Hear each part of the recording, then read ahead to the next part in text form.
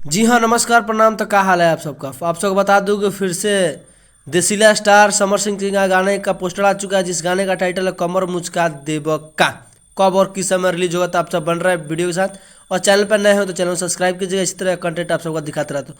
आप सबको बता दूँ जिस गाने का टाइटल है कमर मुचका देव का, कब और किस समय रिलीज होगा तो आप सबको बता दूँ कि इस गाने में काम किए हैं चांदनी सिंह, और इस गाने में गाए हैं समर सिंह और शिल्पी राज की आवाज़ में इस गाने को रिलीज किया जाएगा।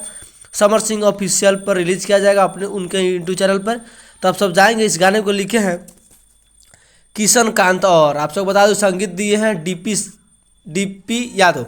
और इस गाने का टाइटल काफ़ी ज़बरदस्त है। ये गाना कल आने वाला है, तो आप सब जाएंगे, इस गाने को सुनेंगे।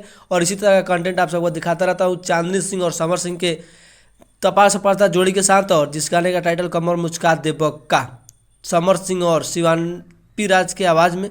और इस गाने को काफ़ी बहुत दिन के बाद इस गाने को लाया जा रहा है देसीला स्टार समर सिंह की आवाज़ में। तो आप सब जाएं, इस गाने को सुने। और चैनल पर नए हो तो चैनल सब्सक्राइब कीजिएगा। इसी तरह का कंटेंट आप सबको दिखाता रहता हूँ। मैं आपका दोस्त, आपका भाई। जय हो भोजपुरी समाज।